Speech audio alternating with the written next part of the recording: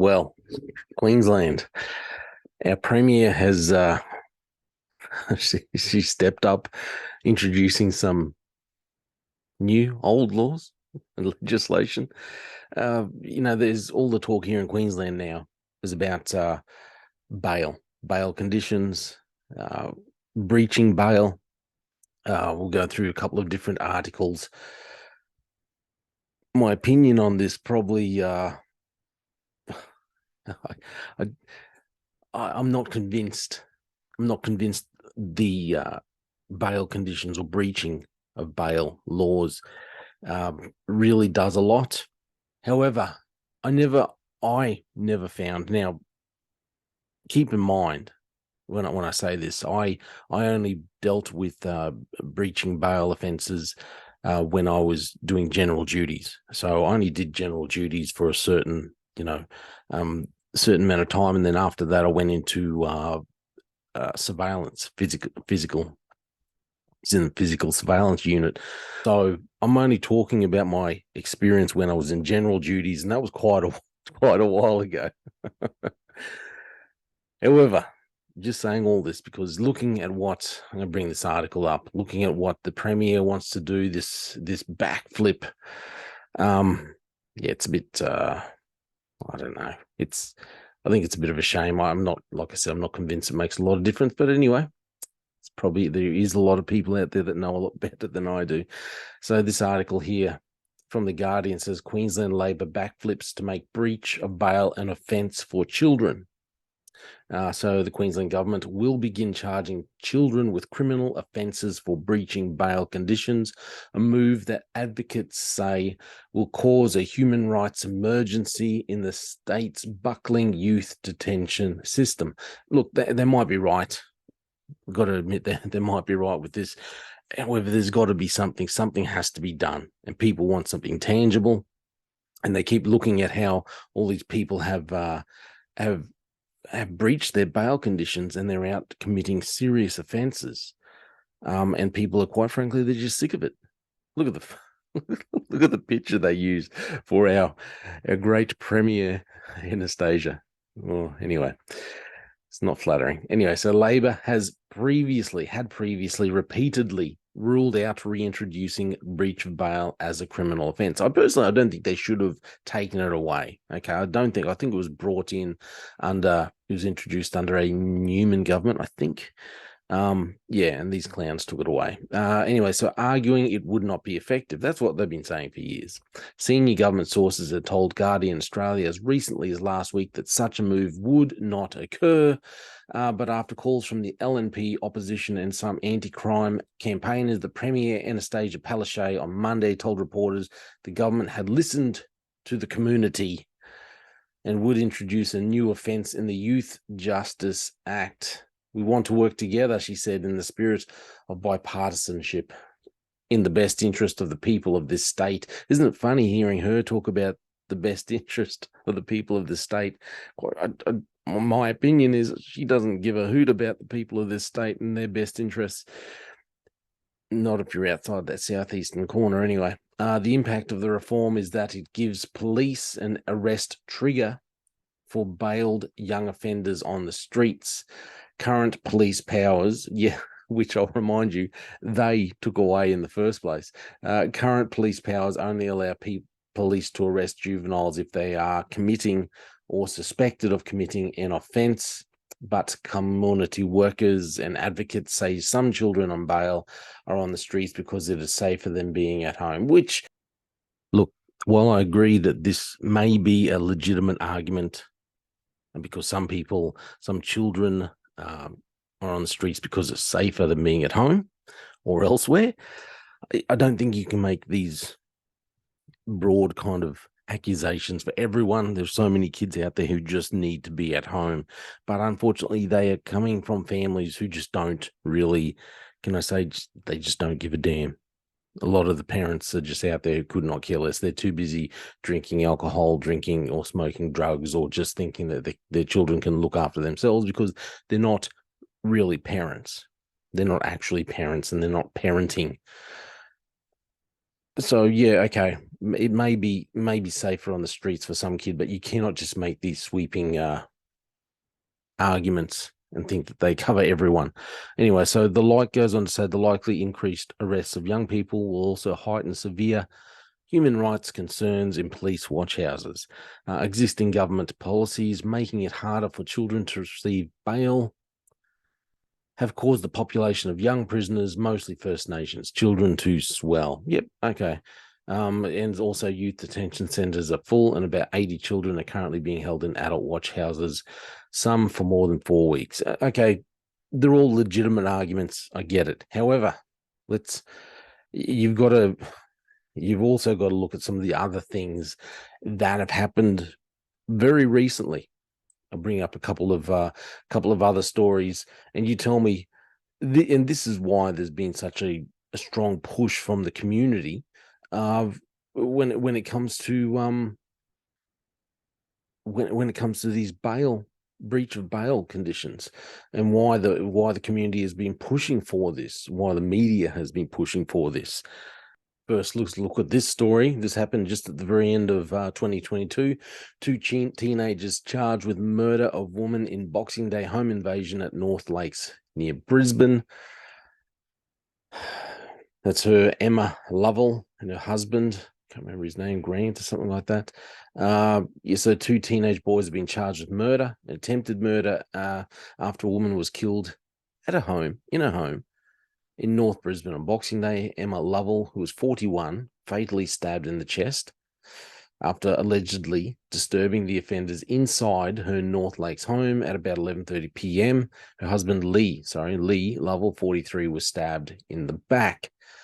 And you think, okay, so these were two young boys who were stabbed. I think they were 17. And then there was another two teenagers who were also, police are still questioning the other two teenagers, 17-year-old and 16-year-old.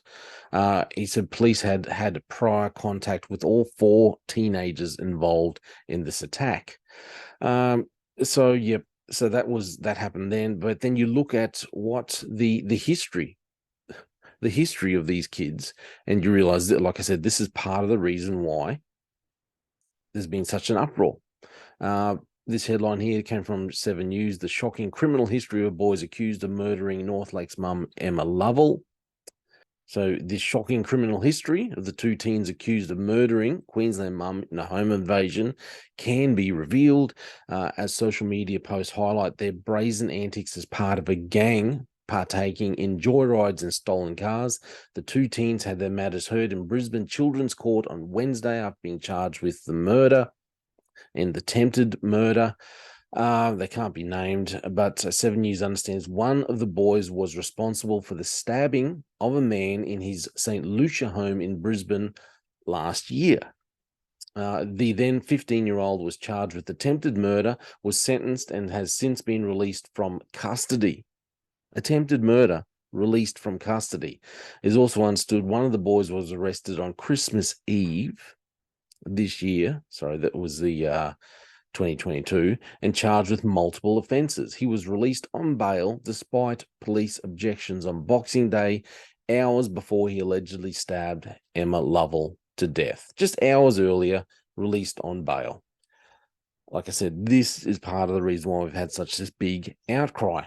And if you think, no, I'm just exaggerating things, well, then I'm going to go to one more story, which this story caused such a huge outcry when it happened.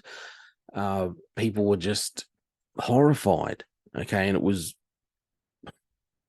so unnecessary.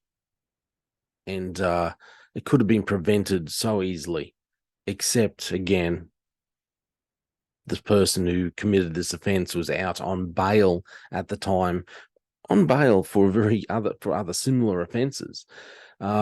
Anyway, and you'll know as soon as you see this come up, you'll know what I'm talking about. Obviously, it's the couple that were mowed down in Stafford by a person who was out on bail conditions. So this article here says Queensland Premier demands answers on why Alexandra Hills crash teen was out on bail. Sorry, I said Stafford, Alexandra Hills. So yeah, Anastasia Palaszczuk wants answers like everyone else, she says, as to why a 17-year-old was on bail before a deadly crash that killed a young couple. So if you remember the story, the young couple, she was actually pregnant. They were out, I think, walking the dog, just a lovely young couple, newly married, I think it was, minding their own business. The Premier gets on there with her concerned look. She wants answers, but she's part of the problem. The government is part of the problem. That's the issue. So tens of thousands of people have signed a petition to the Queensland government wanting laws around reoffending juveniles tightened after an expectant couple were killed in Brisbane. It was Kate Ledbetter, 31, Maddie Field, who was 37, were hit by an allegedly stolen four-wheel drive in Alexander Hills on Tuesday. The 17-year-old alleged driver from Waterford West in Logan, who was on bail at the time, is now facing murder charges. He was remanded in custody on Wednesday. Okay, I'm not going to go into, you probably remember the story, but this is why we've had such a huge outcry. We've had people killed, senselessly killed, by these juveniles who should have been held in remand, who should still have been in jail, except. And we can say, okay, we have all this breach of bail conditions. Personally, I don't think the breach of bail will be much of an incentive for these young offenders not to continue their criminal activities. The ones that I met, they just don't seem to really care.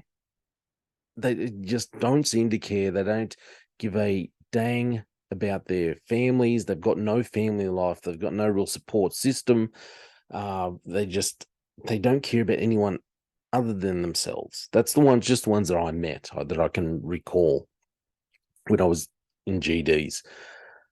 And I don't think the breach of bail offense, I don't think it's going to stop or prevent anyone, because they're not, like I said, they just don't care about it. It's just another offense. My opinion is that these people shouldn't have been allowed out in the first place. Like we saw one of them, it's hard to wrap your head around, charged with attempted murder.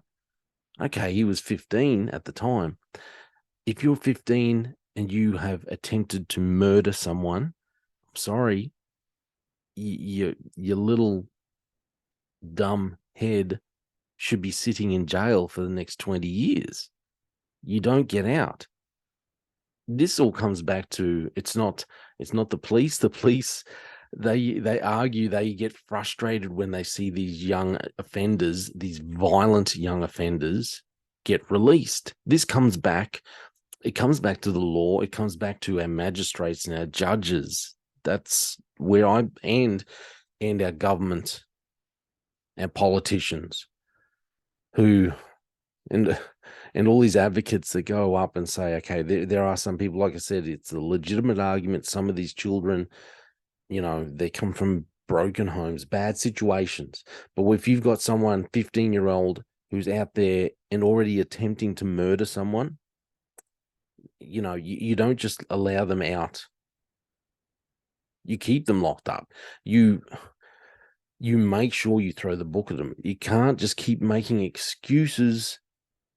And we need to be looking at how our magistrates and our judges come to some of these decisions where they just allow these young offenders out purely because they are young.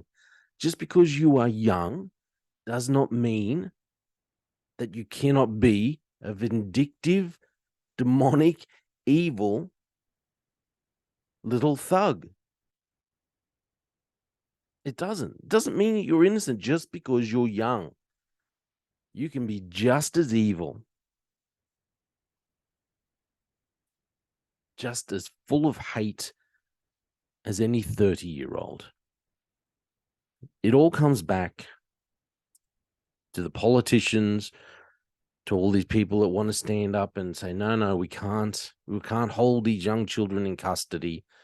Well, their families aren't doing the jobs, okay? Their parents aren't doing jobs. Trying to lay the blame and say, well, and I hear people talk about, we should be making parents pay for the damages that these children cause. You only think like that if you come from a family where you actually care.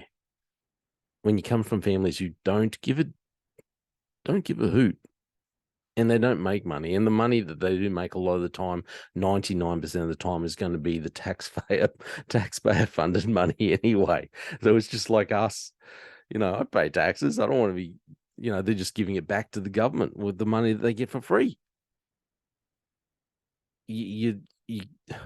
This comes back. This is on the government. This is on Palaszczuk. She shouldn't have got rid of the breach of bail anyway in the first place. But this comes back to her, judges, magistrates, the lawmakers. They have a lot to answer for. Please let me know what you think. I know there's a few ex-coppers or current coppers out there who listen. Let me know what you think, because, like I said, I generally didn't breach of bail, all this kind of thing. I didn't have to deal with it once I left GDs, and that was a long time ago. Let me know what you think. Will it make any difference bringing in the breach of bail offences again? Love to know your thoughts. I don't think it'll make any difference. I think they should just be held in remand and shouldn't be released. You committed a violent crime. That's it. You're staying in jail until your court date. And then if you're guilty, you don't get some pathetic sentence. You get the maximum. Maybe if you got the maximum every time, maybe that would help people, or prevent people from reoffending. That's my opinion. Let me know what you think. Thank you for listening to The Slippery Slope.